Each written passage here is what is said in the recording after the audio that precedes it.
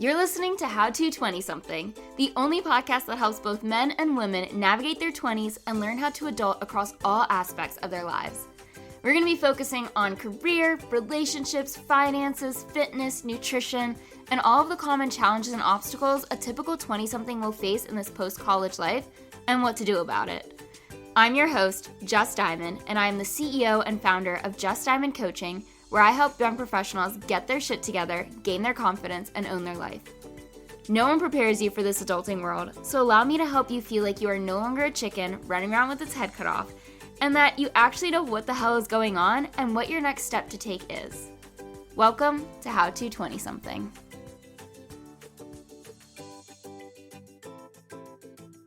Welcome back to How to 20-something. Today we are continuing with the career series with a special guest who is going to talk about how she took a chance on herself and what happened as a result. And believe me, it's not all rainbows and butterflies, but it's proof that you can always return back to what you know.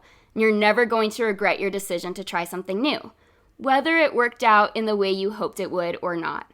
But before I introduce today's guest, I do want to remind you all that you can be a guest on here too if you believe you have insight for other 20-somethings based on your own personal experiences, whether it's in regards to your timeline you're on, an obstacle you've overcome, or a learning experience you want to help others to avoid. All you have to do is head to the show notes and fill out a form to apply to be on here. And some of the other links that you'll see are if you have a topic you want me to discuss, or a question you want answered, and yeah, you can remain anonymous with your entries if you choose to. And you'll also see if you want to work with me and what working with me is like. My website is always going to be available for you to click on, as well as my email and a link to schedule a Road to Success call. Okay, now I would like to introduce a colleague of mine, Robyn. Robyn Riedlinger is a business and public speaking coach located in Charlotte, North Carolina. In 2023, she took a leap of faith from corporate back into entrepreneurship so she could help professionals and entrepreneurs practice empowering influence, get crystal clear in their messaging, hack the path to confidence, and employ vocal choreography in speech. Robyn grew up in a home environment that encouraged the suppression of her true thoughts and feelings, and she realized how important it is to overcome vocal suppression as she entered her adult years through tactics like public speaking. Not only did she begin to express herself again and build healthier relationships, she decided to make a career out of it. And now she has helped countless people do the same by focusing on creating their own signature talk in her One Presentation Away coaching program. She uses this vehicle to get people the developmental practice needed to access their authentic voice. Without further ado, here's Robyn. Thank you, Jess. Thank you for having me on your podcast. I'm super excited to be here. Yeah, I'm happy you're here. Now, the reason I wanted to bring you on here, well, there are a lot of reasons, but the main one is that your path in your 20s and now your 30s is the perfect example of exactly what I tell people when they say they're afraid to make a career move either between companies or industries. And I'm going to give you the floor so you can share a little bit of your story about how you left your corporate job for your own business and then returned back to the corporate world and then this year left it again. So what happened? What gave you the courage to make these different leaps? You can start with the first time you went to become an entrepreneur back in 2017. Sure. So actually, back in 2017, 5 years prior to that, I was working for a speech therapy company. And I used to help the business owner. This was actually not corporate. I was there as an independent contractor, and I was the office manager. And while I was there, I would help her with annual events. So we would set up for all the speech therapists to come together once a year, and we would discuss the company vision for the year ahead. And while I would help set her up with presentations, while I would set up the room, I would get visions of myself standing on a stage. And at first I thought, oh, this looks like a fun idea, right? But I never actually thought I'd do anything with it. Well, I had the visions, but at the same time, my skill set at the time was focused more on business operations. And so it's a combination, I guess you could say, of the vision I had of that, but then also my ability to solve problems within small business that put me back on that entrepreneurship journey, or at least so I thought, right?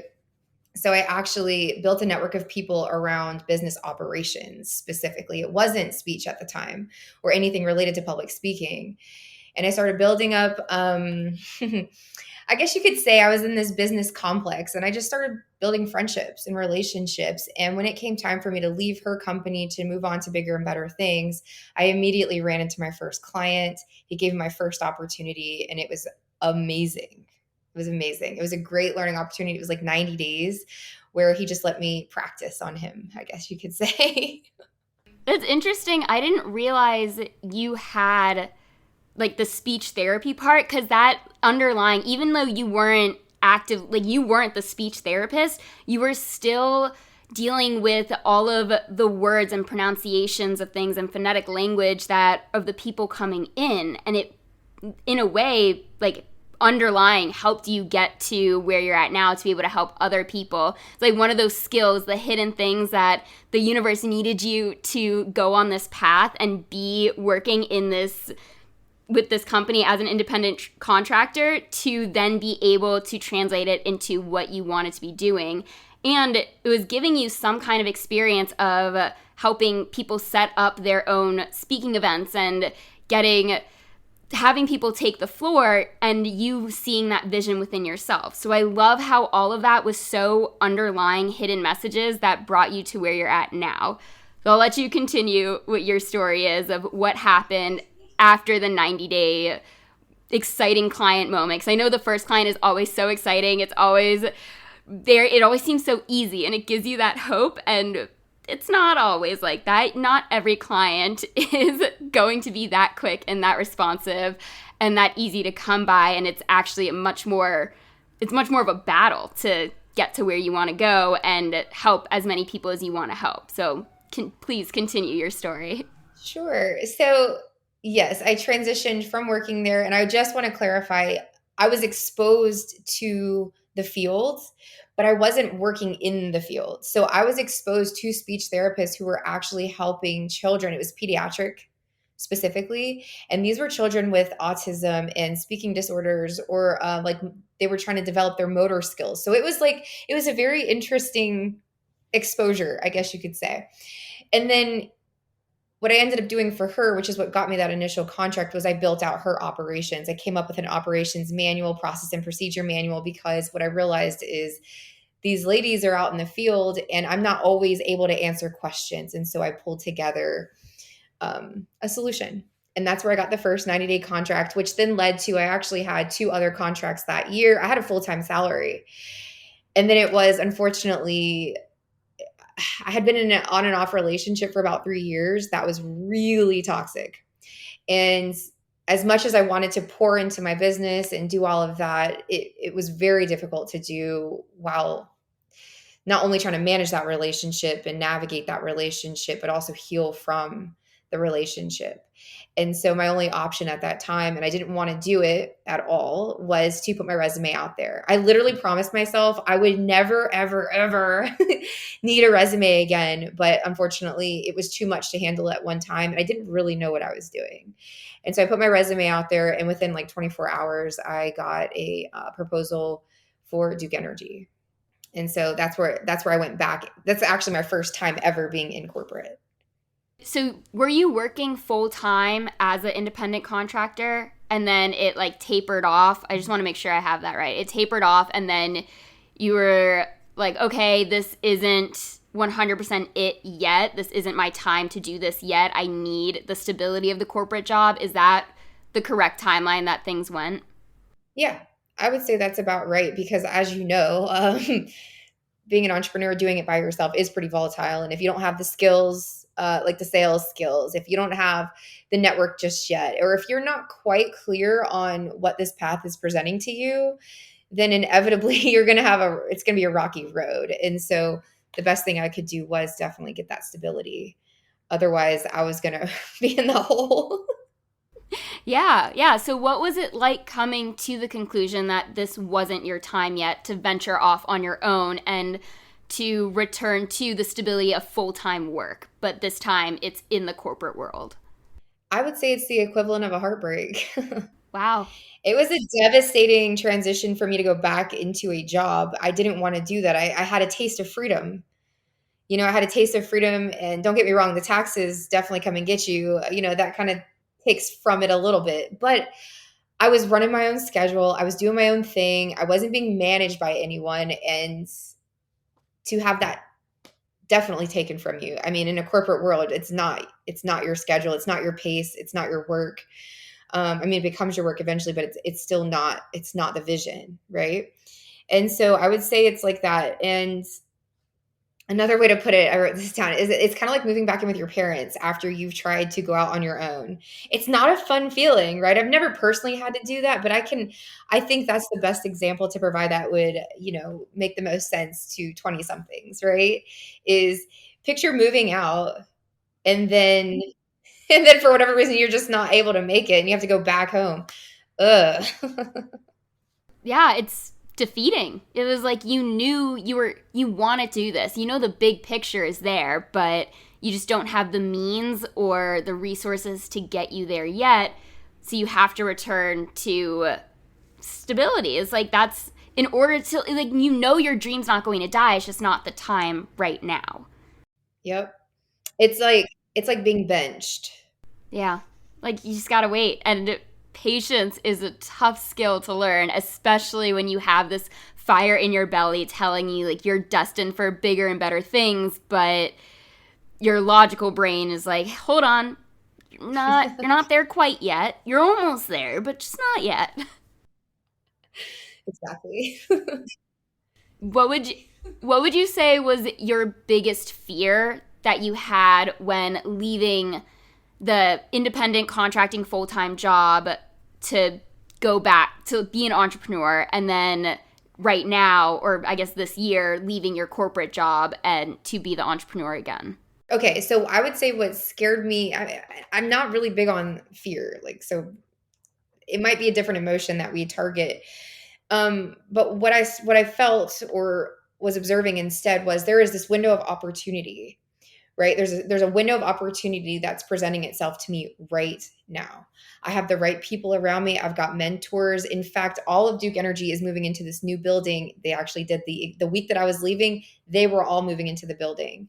And on my last day, this is going to go live. Oof. But it's okay. But I'm going to be honest because this is real. This is a very real experience that most of us have because not many of us want to spend 35 to 40 years at a corporate job for the rest of our lives.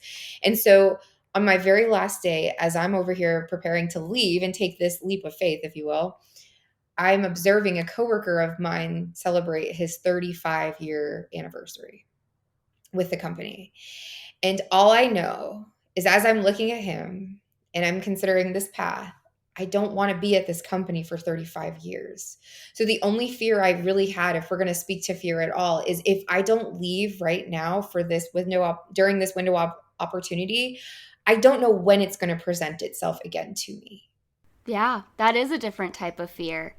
It's the fear of taking the normal route of staying in the same 9 to 5 type job. Not to say that there's anything wrong with having that kind of job, but there are definitely two types of people. There's the people that are very content, they love the stability, they love the security, and there's people that don't want the 9 to 5 life. And that's like you and I don't want that life for ourselves. We want the crazy schedules, even though we're probably end up working like 14-hour days instead of 8-hour days.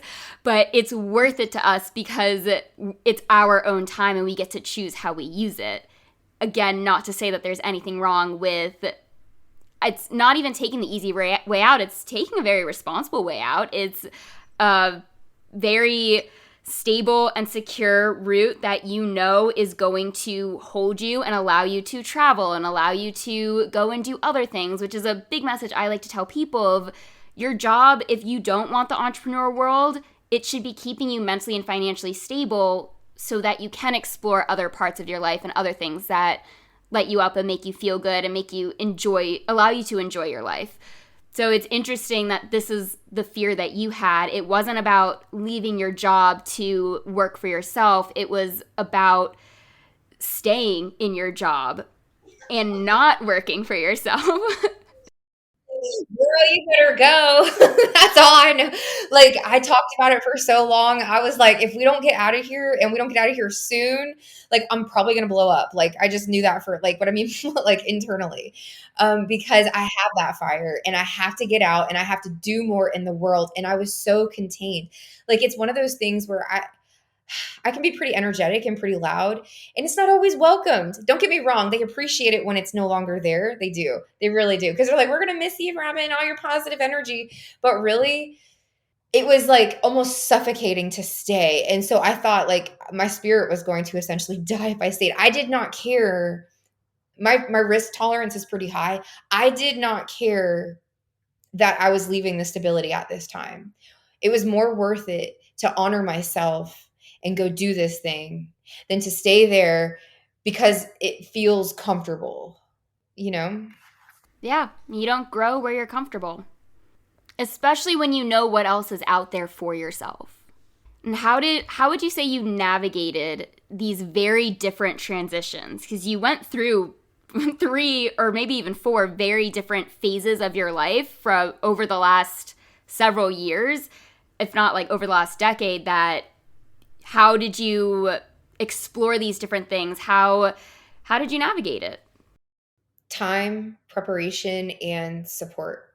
I made sure that I did everything different than the first time, which means I had people around me that were going to, number one, hold me to it. They weren't going to let me just do it. Like, they weren't going to let me do it without thinking first. And so I have a life coach. I've seen her for over 3 years. I went to her with this decision, but she held me to my integrity. And what I mean by that is we don't just leave people. We don't just burn bridges. You're going to take advantage of what you can while you're there, which I did. I joined the Business Women's Network while I was there. I got some exposure and some really good practice on topics that I want to speak about, not topics that I have to speak about because they want me to. I got a business mentor around me as well. So my thinking shifted about what I was doing. I got a financial manager around me, and I pulled in my friends super close because this was like the buffer and the cushion I did not have the first time. And it's interesting because when you align with your higher purpose, people show up for you. They show up right on time too. Not a second early, not a second late. They show up exactly when you need them. And so I would say time, I talked about it for over a year that I wanted to do this, but it wasn't ready yet. And then especially for the last 2 months, my manager has been so pivotal uh, in my life as a mentor that I told her plenty of time in advance. I said, this is what I'm going to be doing. And your support means a lot to me. And I want to do this the right way. And I want to make sure that when I leave on great terms and I'm building a bridge, not burning a bridge. And inevitably, when your heart is first and you care about people, because you got to think about the stress you put on your manager and your team when you're leaving, right? My team we were close. Like, they felt like my brothers and sisters sometimes, not just coworkers. And you have to hand off your work and do things in a way that also makes it easy for them. You don't just like dump a bunch of stuff on people and whatever. I completed my projects. I fulfilled my objectives all the way until the end. I navigated it smart. Yeah, I mean that's similar to my story. Is like I knew this was what I wanted to do probably since January of 2021, but I actually started making moves towards it April of 2021 and then left my job in March of 2022, and I gave my work 7 weeks notice. Like, I let them know, because I knew this, I was doing this. I knew I was moving out of the state. I knew I wasn't moving for a different interior design job. I knew that this was my end for this chapter, and I wanted to give them as much preparation so wouldn't burn any of the bridges. I do want to reiterate what you had said of who you surrounded yourself with, because I have a coach and she talks about this all the time as well, of you need a community. You need your mentors. You need several mentors to help you and give you these different insights that you can bounce ideas around or help with your own thought processes and gain their insight. Someone you can learn from who is even just one step ahead of you. They at least know what that next step is to help you prepare. And then your community of friends, like bringing them in close, and how important it is to have them there, and knowing that they show up on time, which is what you said, like not early, not late. And I want to add to that of through these transitions, you also have people who leave right when they're supposed to. And I say that because when I was officially accepting clients and growing this business to be what it is, I was going through a breakup. I realized the guy that I was with at the time was not the person that I wanted to see, like, bring with me in this journey. I realized we were in two very different places and we no longer worked. And then it happened again recently with a friend of he left right when I was starting this podcast. And it's like, as you make these giant ripples, it does have other effects, but knowing that it's all right at the time it's supposed to happen, and that there's people that are coming into your life for a reason and people that come out of your life for a reason as well. So it was interesting that you had said that. That's beautiful, Jess. I mean, it clears house and it makes room for what's meant to be there. Yeah. I'm a firm Wow. believer of people and things leave your life to make room for that next thing. Like, you can't have it all just keep compiling onto each other. It gets cluttered. It's one of the first exercises I have a client do is clear the clutter in some area of their life so they can energetically and literally bring in new things. Like, you are sending that signal to say, I have room now. This is for that room. Like, this is for that space. And you never know really what that is. And it's not to say it's going to be like people, person for person, or dollar for dollar, or TV for TV if you're throwing a TV out, but that it's more of a symbol that you're paving the way for a new path and something else to join you. I want to add just one more part to that, because for me to get to where I am right now, the amount of things that I had to clear to allow for the massive blessing that is on its way is like a little bit daunting, if I'm being completely honest, because you have to be still in these situations where things are clearing and leaving, and you have to trust that it's going because it's meant to go. And if it doesn't go, that what's coming for you won't fit. I mean, and so, oh man, I love this topic. Yeah, and even that with this move from corporate to entrepreneur, and if anyone that's listening, it's from one career to another, whatever that may be, it requires a lot of trust in yourself and trust in what's around you too. It is like, you don't want to create that friction, and it's something that you have to learn. You have to be very in tune with yourself of like, okay, this is a very stagnant time and it's because I'm supposed to be resting, or this is a very chaotic time. There's a lot building up. There's a lot of seeds getting planted. It's to lead me to my next evolution, my next level. And then there's like the down times to remind you of how the good times are so good. It's like it's not just a constant steady state of wonderful positivity, amazingness, as much as we would love that. But if you always had this wonderful life, you would take it for granted. And you would never want to keep working to grow towards the next version you're trying to be and that you know you can become. If you were to talk to the 20-something version of you, what would be a piece of advice you would give to help avoid maybe some of the undesirable experiences that you had to overcome in relation to these different transitions? Find a relationship or many that complement your journey. Not derail you, not detour you, not cause you confusion. Seek clarity in anything and everything that brings clarity into your life.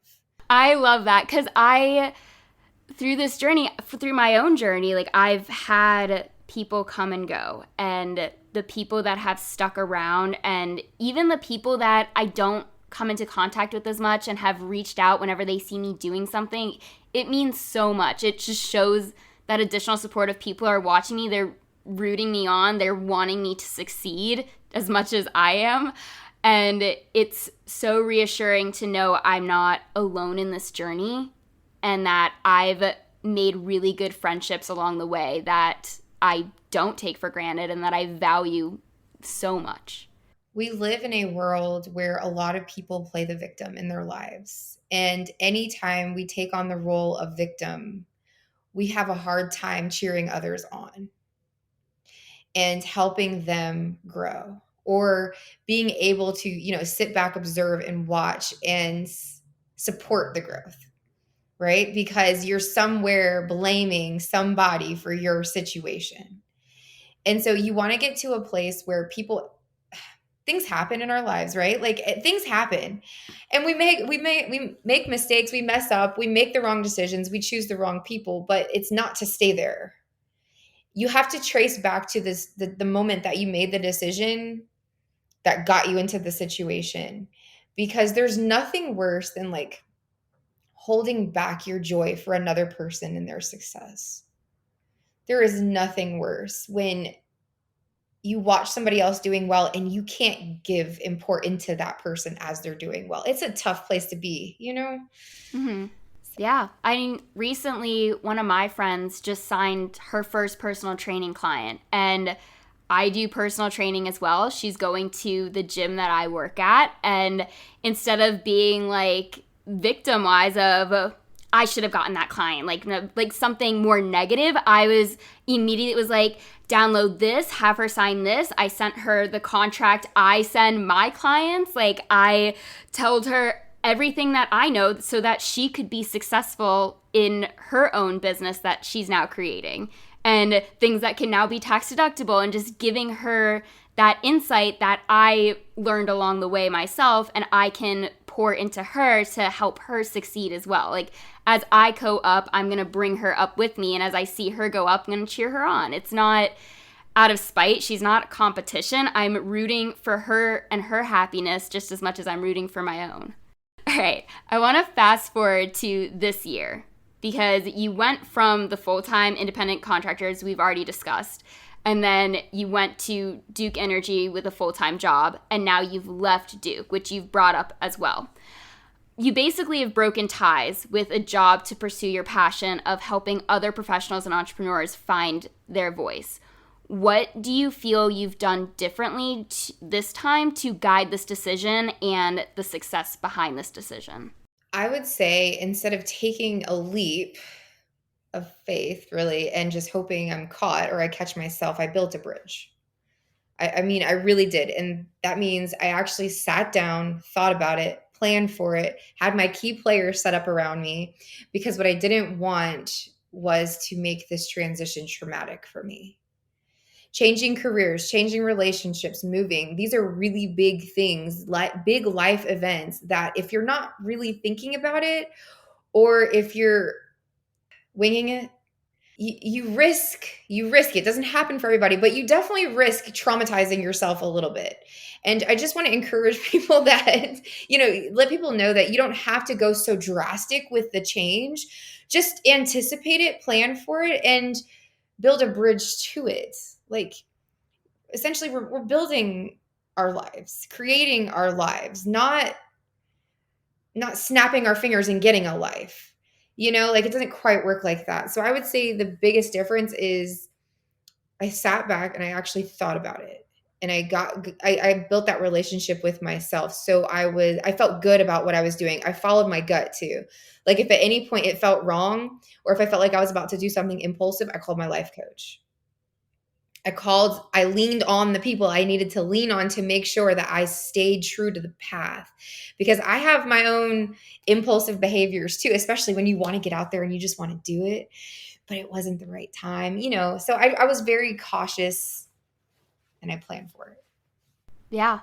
That's what I tell people. I say a lot of what you just said of this shouldn't be, I said it in last week's episode of, this isn't a spur of the moment decision that you're making. This takes planning. It takes a lot of planning. It takes a lot of patience. And we have a society where I honestly blame Amazon. No offense to Amazon, but it's so, yeah, I'll explain. But I blame Amazon in that it's so instant, in that now, like, it used to be you would order something online and it would take up to a week to get to your doorstep. And now it's next day, if not same day. So our society has curated a lot of things to be so instant, and we forget that honestly the best things in life take a long time to grow, and they take a lot of steps, and they take a lot of trust and a lot of planning, and you always want you always have the dream, or if you have a dream, you know what you want for yourself, because a lot of people don't dream. They're just living as is on autopilot mode. And I want to help. Part of this podcast is to get them out of that mode. To be like, you can dream big for yourself. You can work towards these things, but know that it is a journey, and to never forget the journey that you're on, but always keep in mind what you're working towards. It's like that motivation to get there, but these steps along the way are so crucial and so important. And I always think of it, I coined the business baby book. So whenever something new happens business related, I just make a note of like, it's one for the business baby book. And one of my clients started to use it for her own life of like, oh, this is one for the adult baby book. Of just like, we're like newborns in the adult world, being in our 20s, and we don't know what we don't know. So you just need to not rest on what society tells you you're supposed to do, but plan for the future, build the future you want to have, and that takes creating the stability in very key aspects of your life right now. Like if a relationship isn't working out, if it's causing you a lot more stress and turmoil than helping you, and or if a job is making you feel absolutely miserable, or if you're not consistently eating well and working out and sleeping and everything else, is like you can't create that dream and that vision for yourself, because that then it becomes overwhelming. And then you don't want to do anything. It's not a microwave career, you know? It's not a you don't just put it in the microwave and it's done. That's not how life really works. Certain things, maybe like Amazon, you can get overnight or same day, but you know, you're absolutely right. Yeah. It's anyone on their fitness journey. I think fitness always translates into real life applications, because you don't go to the gym once and have the body of your dreams. It takes time and it takes effort, and there's not a cheat code around it. I mean, there might be things like Ozempic, but on a reality basis is that you're going to be there consistently, showing up for yourself and working out, and then eventually you get there, and also eventually you realize you're not chasing a certain body type anymore. You're chasing the mental clarity it gives you, and like all the people you meet when you're there, because they're also working on themselves, and your growth mindset, and like it's literally how it translates into other aspects of your life, because as you know, like how you do one thing is how you do everything. So I always like to relate things back to fitness, because it's so relatable to all the other parts of your life. Yeah, it's a whole lifestyle that you're creating for yourself, and it takes time. Yeah. Now, were there, For sure. back to your transition, careers and everything, staying on topic, get a little off topic, but these are really good conversations. Were there any unexpected or surprising aspects of your new career, like this entrepreneur career, that you encountered along the way? Maybe like as you were growing to build this and you were like, oh, didn't know that, or like learning something that you want to share with any of my listeners? There are so many people that are out there freaking crushing it. And you don't ever want to settle. And I mean, in every facet of your life, it does not matter. Just know there is so much life out there. So the most unexpected thing, I guess, for me would be when I was in my mastermind program, I'm still in it. And I'm surrounded by people that have, you know, pursued their coaching careers or whatever for a long time. So they're pretty established, but they're over here making like $120,000 a month. They're working with celebrities. They are just light years ahead. And so I would say the unexpected thing is, it's so funny. It's just so funny because it's all mindset. But in corporate, I'm over here, you know, I got my promotion. I'm over here thinking I'm somebody. And then when I realized that my annual salary is being made in less than a month, or in a month or 2 months, I'm over here like, what am I doing? Like, what are we actually doing? We're stuck in a system that we don't realize is even a system. And it's so hard to get out of it once you're in it, because there's so much cushion and so much comfort around there. Like, I don't have to leave. Like, I'm good right here. No, it's not okay. There are so many people that are sitting in jobs right now that are absolutely miserable, and the life is being sucked out of them. And it sucks. And so I would just open your freaking eyes. That's what I like. The most unexpected thing is people are crushing it out here. When people are like, oh, the economy, this, and people are broke and they don't have money, you're around the wrong people. People have money. The question is, are they willing to move it for you? Ooh. That's the only question. She wasn't ready. Where's my mic? Where's my mic? Yeah. Oh, it's over there. Mic drop for sure. Oh my gosh. Yeah, it is. It's so true. It's like there's definitely the people that you're going to encounter that are like, oh, but what if you fail? And it's like, oh, but what if I fly? What if I succeed so much that, I mean, part of me is I want to succeed so badly so I can just be like in your face to all the people that told me I shouldn't do this or couldn't do this. It is part of it, but knowing that it is all mindset. It's how you're approaching it, how you're thinking about things in all aspects, in relation to your career, in relation to the people you're surrounding yourself with, and to the thoughts and beliefs that you have about yourself and that are based off of your upbringing and your family and society and all of these things that come together and create a lot of self-doubt. And it's almost also you see these people doing so well and succeeding, and then you can have that thought of, well, they're already doing it, so why should I bother? But it's also important to know, like, people need your voice. If you have something to say, speak up. Right. That's the key. Ask for help, speak up. It doesn't matter if you start at the beginning. It doesn't matter if you can only do baby steps. Take steps.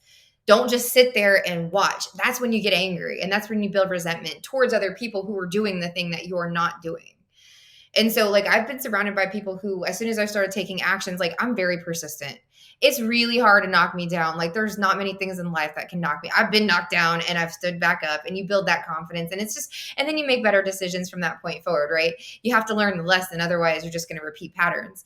And so take baby steps. Like, you're not expected to be there overnight. Actually sit back and think, okay, how much time has this person put into it? Think of how much effort and energy and time and resources and money and just late nights, whatever you want to call it, that they've put into their business. They've earned that. You know, and people look at that and think it just happened like a microwave, like it happened overnight. Absolutely not. If you really get to know these people, they're probably super humble, because life will humble you. It lets you know exactly where you are in your journey every step of the way.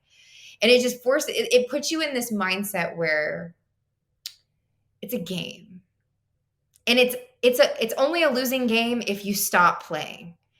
If you don't stop playing and you just keep going, you might need to take a break. You might need some water, okay? You might need to talk to a therapist, which is good. That's normal. You need that. You need people to keep you in check. But get back to the game. That's the key. That's the key. Girl, you got me hot over here.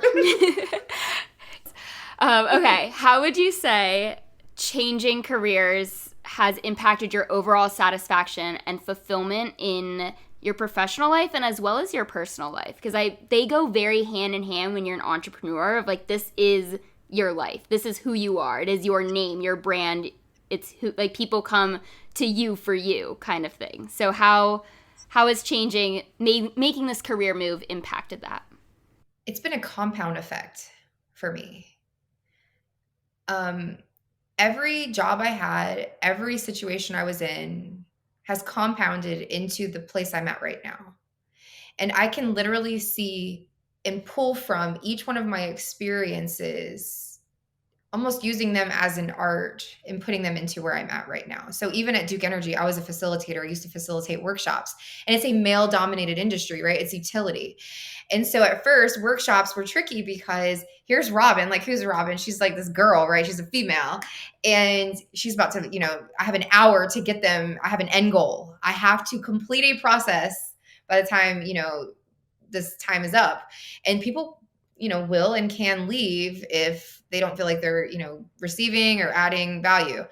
And so even that job taught me how to maintain authority on a call or during a workshop, right? So there's 100% satisfaction. I'm super content with everything right now. I like the decisions I'm making. I trust myself in the process. I'm nowhere near where I want to be, but my drive is strong.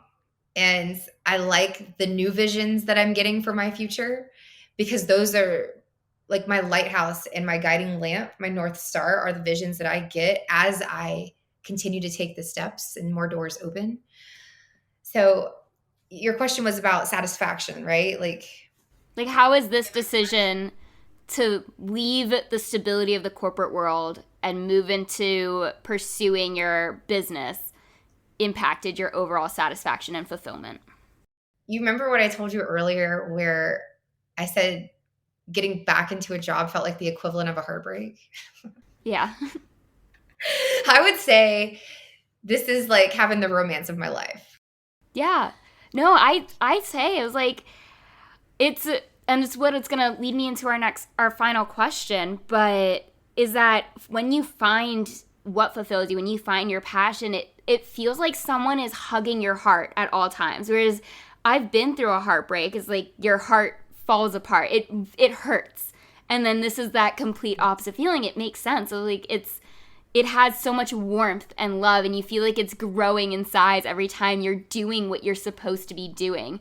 And I love how you were saying before that of really you were just staying true. You are staying true to your authentic self, and it's allowing you to continue going. It's helping with your drive. You're not getting lost along the way. You are right there, ready for the next step and taking it one step at a time.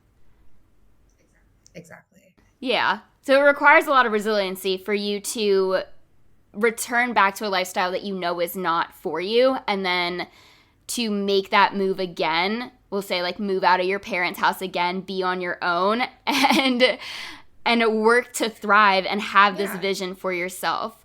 Would you say you found your voice for yourself within your career? Oh, Jess. Yeah. I would say it's a combination of meeting with my life coach. I've seen her for over 3 years. I committed to a mentor who I trusted.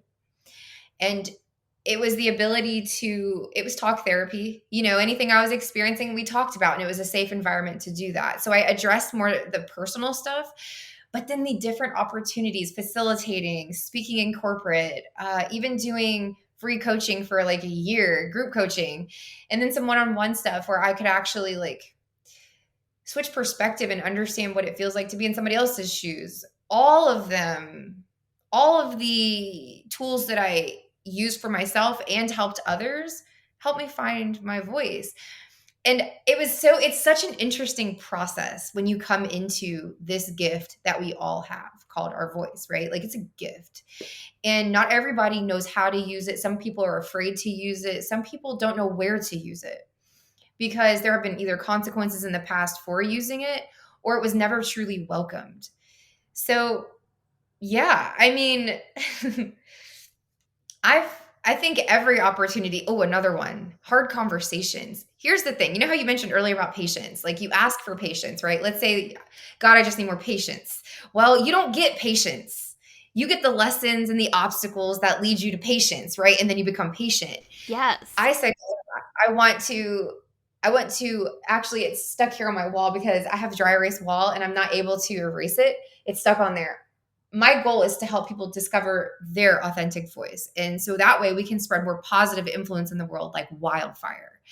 And so in order to do that, please understand that I had to go through some pretty substantial obstacles and lessons to feel comfortable in using my voice. And hard conversations were a part of that. I had to sit down with people, both professionally and my cat's here, sorry, but professionally and personally, and say some hard things. And every time I did, I was taught to be careful with fragile conversations, right? You have to be careful with certain things, which teaches you tone and teaches you to not address things with anger if you can help it. And I found my own softness to be able to engage in these different things. And so it's learning where you're soft, where you're strong, where your power is, like I gave you goosebumps earlier, right? Like I know how to tune into that part too. All of that makes you authentic. So what do your parts look like, and how do they come together to create you, to express you? Yeah, and it's like this that's what this podcast is for. It's to help people it's to help me spread my voice, and it's to help others spread theirs as well. If they have something to say, this is the platform to help them say it, as well as the work that you do to bring that into in person, or anyone that has a fear around it. And even if they don't even know what to say and they're working to find the words to bring their message to life, like that's what you do. I love that. And I also love that the work that you do with your clients translates to the work that you've done on yourself. And I think in the entrepreneur industry is like you find what you want to do because you had to go through it yourself. And that's what makes you so good at what you do. 100%. I think they say your adversity becomes your authority. Yeah. All right. Well, thank you so much for coming on here and giving some insight into your experiences on taking multiple chances on yourself and finding your voice. Where can people find you if they want to check out your services with public speaking and creating their signature talk? So I am on Instagram. It's just at Robyn Riedlinger. And I also recently started a private Facebook community called the Art of Speaking Community. And that's where I go live and I do trainings and webinars. And I really try to nurture that group as much as possible so I can give people what they need. So I would say a combination of Facebook and Instagram. And we'll be linking both of those things in the show notes for you guys to check out. And if you have a voice that you want heard, Robyn is the go-to girl to help you with that. But this was great. And to those of you listening, I just want to remind you again, you can be a guest on here too if you want. But this concludes another episode of How to 20-something. If you liked what you heard, please share it with friends and family or on social media so that I can extend my voice and outreach to all the young professionals that exist in the world. And also don't forget to hit subscribe or follow or whatever you need to do to stay up to date with when the next episode drops, which is always going to be on Mondays at 6 a.m. But just in case you forget, you can be notified. And if you loved what Robyn had to say, then again, check out the show notes so you can reach out to her and tell her personally or work with her. I highly recommend her. Otherwise, you know the drill. I'll be in your headphones again next week with a brand new episode.